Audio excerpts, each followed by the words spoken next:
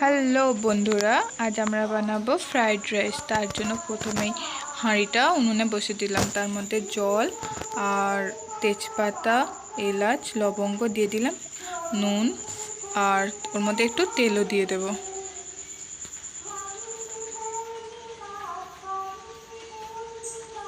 দিয়ে জলটা গরম হয়ে গেলে ওর মধ্যে ভেজানো চালগুলো দিয়ে দেব। চালগুলো আমরা আগে থেকে ভিজিয়ে রেখেছিলাম।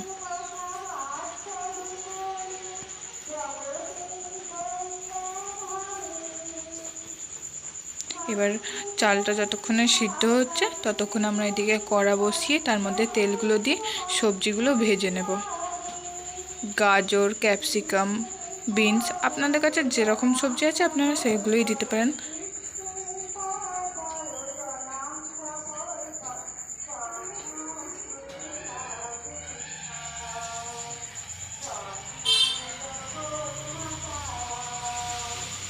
ভালো করে নেড়েচেড়ে সবজিটা প্রথমে ভেজে নেব। ওর মধ্যে ভাজা ভাজা হয়ে এলে ওর মধ্যে নুন দিয়ে দেব।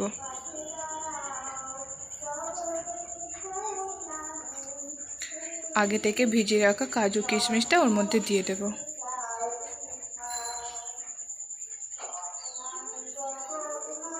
দিয়ে আর একটু ভালো করে নেড়ে চেড়ে এবার আমরা ওটাকে তুলে নেব।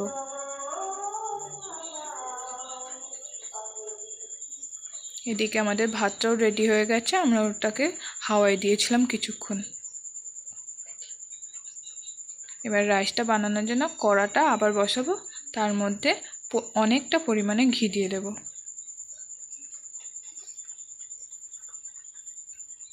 কারণ ফ্রাইড রাইসটা পুরোটাই ঘিয়ের মধ্যেই ভাজা হবে, এতে ফ্রাইড রাইসের স্বাদটা অনেকটা বেড়ে যায়।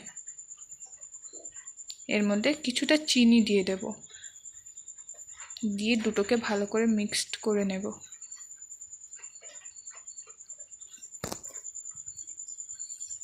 নিয়ে তার মধ্যে পুরো সবজিগুলো যেগুলো আমরা আগে থেকে ভেজে রেখেছিলাম সেগুলো দিয়ে দেব।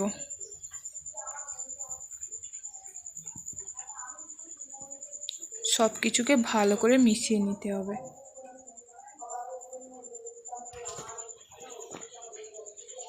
এবার যে রাইসটা আগে থেকে সিদ্ধ করা ছিল ওর মধ্যে দিয়ে দেব, দিয়ে ভালো করে আস্তে আস্তে ওটাকে মিশিয়ে নিতে হবে যাতে ভাতগুলো ভেঙে না যায়।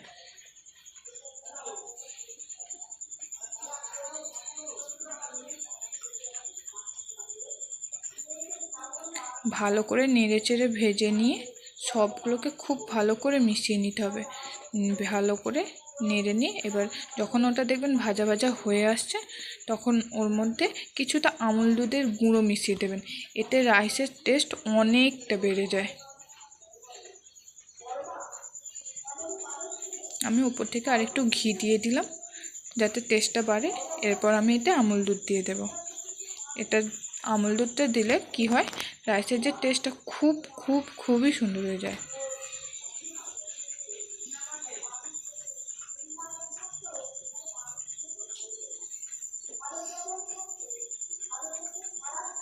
এবার সব কিছুকে ভালো করে নেড়েচেড়ে মিশিয়ে নিয়ে তুলে নেব। আমাদের রাইস কমপ্লিট।